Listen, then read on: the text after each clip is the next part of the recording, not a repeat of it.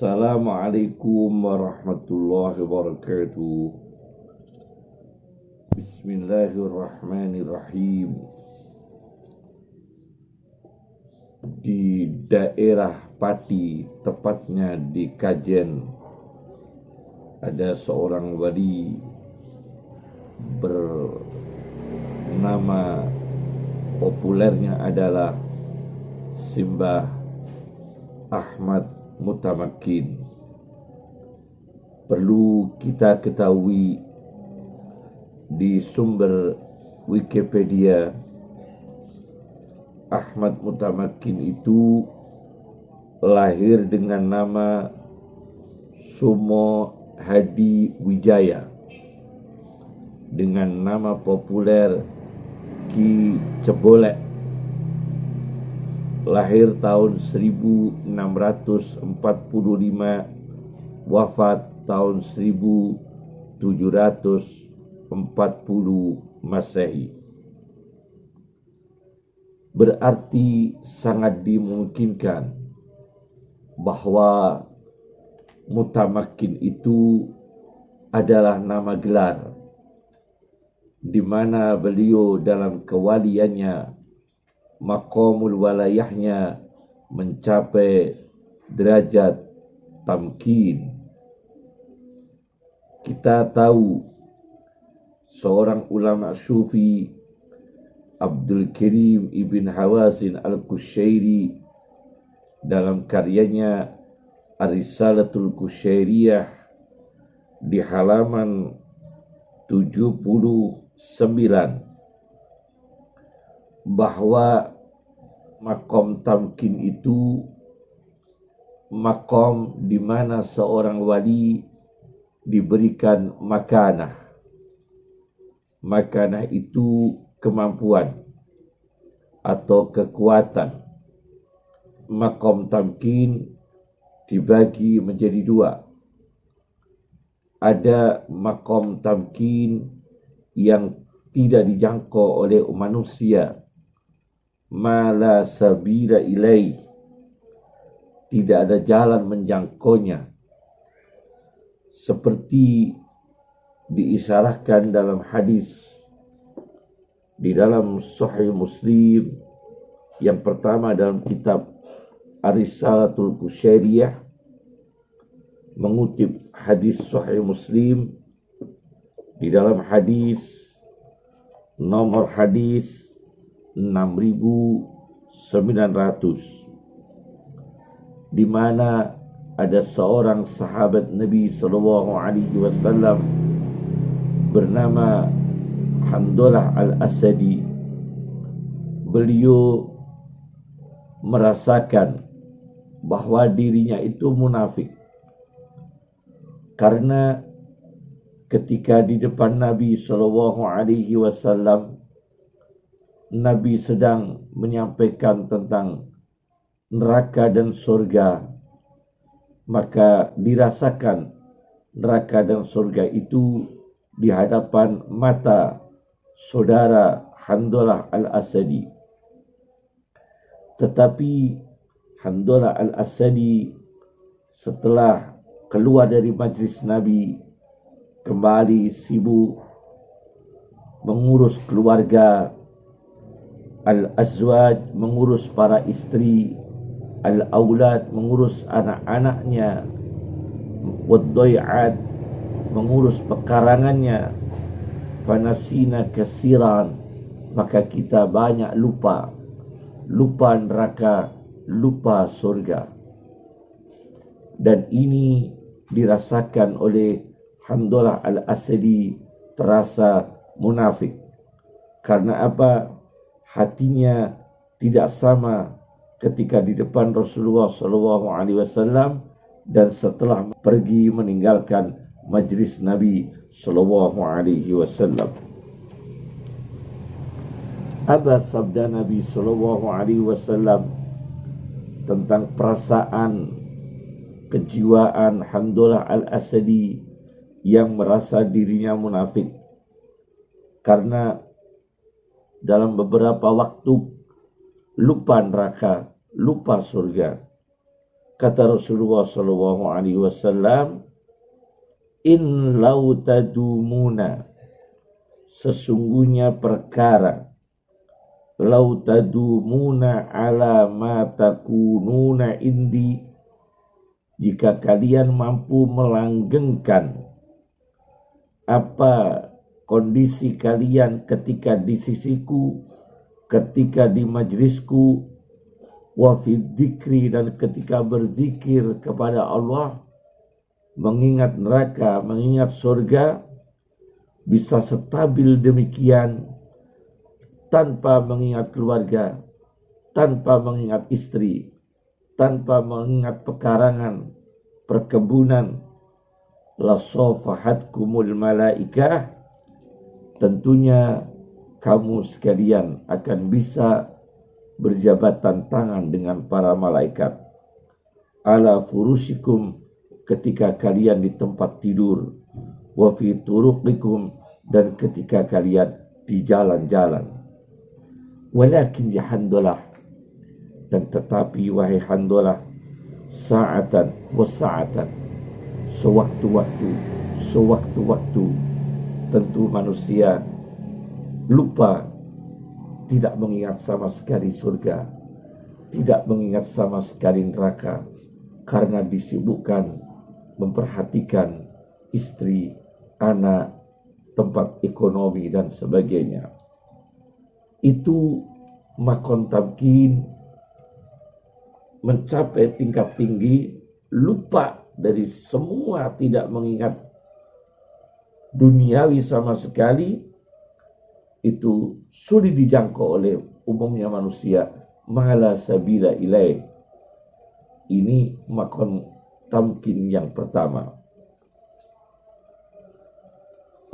Kemudian makom tamkin yang kedua disebutkan di dalam Ar-Risalatul Qusyariyah, ialah makom tamkin yang kedua adalah yasikhu dawamul ahwal, sah langgengnya beberapa kondisi, lianna ahlal haqaiq, karena ahli hakikah, irtaqau, ada kenaikan, meningkat, an wasfit ta'assur, dari sifat pengaruh, terpengaruh bitawariq, dengan apa yang mengetuk pada jiwanya, dengan apa yang mengetuk pada hatinya. Kemudian ahli hakikah ini berpindah dari satu tingkat ke tingkat, dari satu tingkat ke tingkat, dan itu langgeng, dawamul akhwal, kondisi yang berubah-ubah itu langgeng. Tetapi itu makom tamkin yang terjangkau oleh umumnya para aulia Allah, para pecinta Rasulullah sallallahu alaihi wasallam. Seperti diisyarahkan dalam satu hadis Nabi sallallahu alaihi wasallam, innal malaikata, sesungguhnya malaikat, la tadau ajnihataha, meletakkan sayapnya, li talibil ilmi, kepada orang yang mencari ilmu, ridhan bima yasna, karena ridha, merestui apa yang dilakukan oleh orang yang mencari ilmu. Nah, ini makom tamkin yang terjangkau. Seorang mencari ilmu, mencari ma'rifat, menyempurnakan dari ma'rifat ke ma'rifat berikutnya, penyempurnaan irfan dengan kondisi spiritual yang naik, kemudian naik ke tingkat berikutnya. Tetapi itu makom tamkin yang bisa dijangkau oleh umumnya para aulia. Ada satu gambaran orang mencapai makom tamkin di mana kekuatan. Sebelum kami sampaikan gambaran itu, kita merenung sejenak bahwa maqam tamkin itu diisarahkan dari kata makanna. Dalam Al-Quran, makanna sebanyak 8 kali. Sedangkan makanni 1 kali. Wala yumakkinanna 1 kali. Numakin 3 kali. Sedangkan makin yang artinya kuat, yang artinya kokoh sebanyak 4 kali. Ada maqam tamkin yang diisarahkan dalam surat Al-Kahfi ayat 95,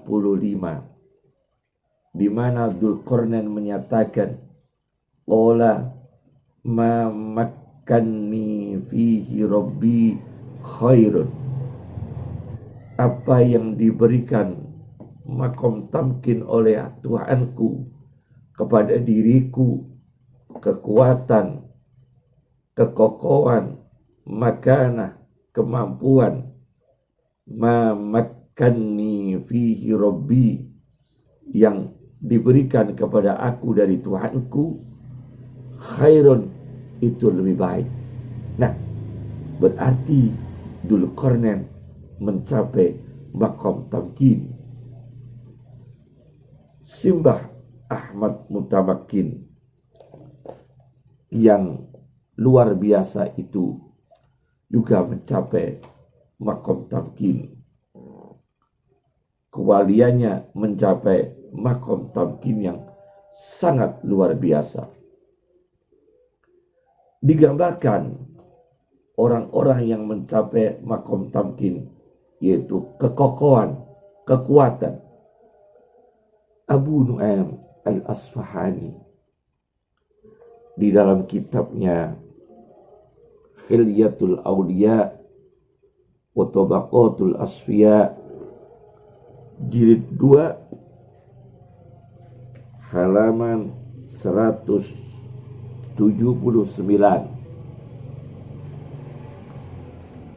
ada seorang bernama Urwah ibn Zubair.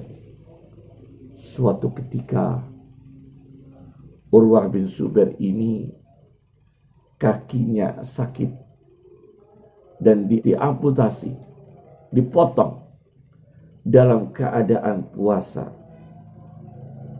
Apa yang dikatakan beliau?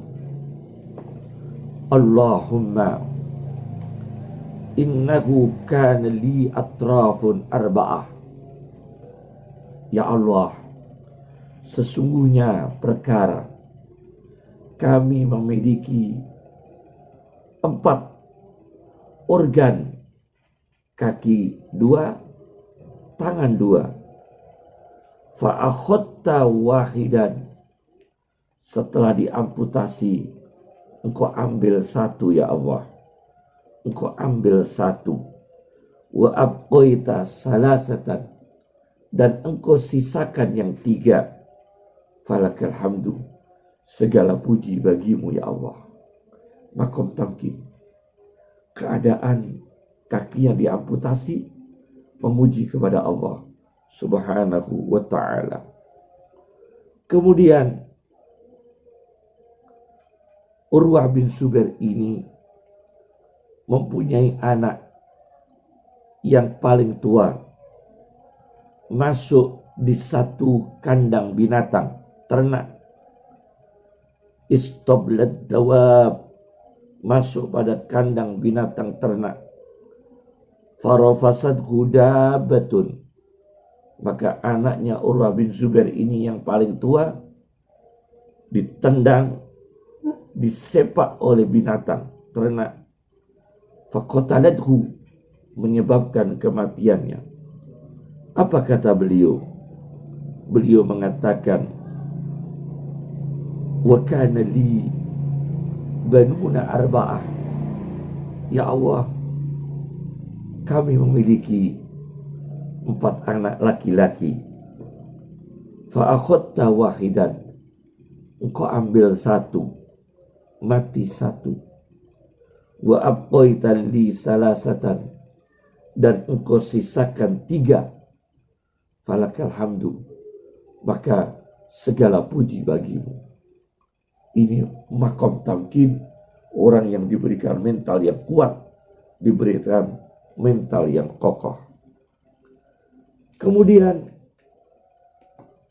Al-Mizzi memberikan gambaran makom tamkin, yaitu kekuatan mental, tidak menjual ilmu dengan dunia, tidak menjual agama dengan dunia, tidak menjual hukum dengan harta, tidak menjual kehormatan dengan dolar, tidak menjual kehormatan dengan jabatan, tidak menjual harga diri dengan kedudukan. Diisyaratkan oleh Al-Mizzi di dalam kitabnya Tahdhibul Kamal, jilid 9, halaman 223. Ada seorang penguasa bernama Muhammad ibn Yusuf mengutus satu utusan dengan membawa 700 dinar emas untuk diberikan kepada seorang ulama besar, Imam Tawus ibn Kaisan, di kota Janat, yaitu kota di Yaman. Sampai di rumahnya, di kediaman Tawus ibn Kaisan, Tawus menolak hadiah itu. Tawus menolak kiriman uang sebanyak 700 dinar emas. Dipaksa, selalu ditolak oleh Tawus ibn Kaisan. Kemudian uang yang berada di dalam kantong itu, utusan Muhammad bin Yusuf melemparkan kantong berisi uang 700 dinar, dilemparkan di jendela rumahnya Tawus ibn Kaisan. Kemudian utusan itu pulang menghadap penguasa Muhammad bin Yusuf. Sampai di sana melaporkan bahwa uang itu telah diterima oleh Tawus bin Kaisan, padahal Tawus bin Kaisan tidak menerimanya, tapi dilemparkan di jendela rumahnya Tawus bin Kaisan. Tidak lama kemudian, karena Tawus bin Kaisan itu seorang ulama yang tidak menerima sesuatu dari penguasa, maka beliau tetap kritis, beliau tetap dinamis, intelektual yang tidak berkhianat, ulama yang tidak berkhianat, tidak menjual agamanya, tidak menjual organisasinya, tidak menjual akidahnya. Maka kritisnya itu tidak berhenti sampai Muhammad bin Yusuf itu luka hatinya, tersinggung mendengar kritisnya Tawus bin Kaisan. Akhirnya Muhammad bin Yusuf memerintahkan untuk menarik kembali uang yang telah diberikan kepada Tawus, padahal tidak diberikan, hanya dilemparkan di jendela rumahnya Tawus. Akhirnya utusan itu datang lagi menuju rumahnya Tawus. Sampai di rumahnya Tawus, uang itu tidak disentuh sama sekali oleh Tawus, masih bertengger di jaringan laba-laba yang ada di jendelanya Tawus ada jaringan laba-laba, maka kantong yang berisi uang itu bergantung di sana. Akhirnya diambil oleh utusannya Muhammad bin Yusuf dan dikembalikan kepada Muhammad bin Yusuf secara utuh. 1 sen pun tidak disentuh, tidak diambil oleh Tawus bin Kaisan. Ini ulama makom tamkin dalam jiwanya, tamkin dalam mentalnya, tamkin dalam amanahnya, tidak menjual agama, tidak menjual keulamaannya.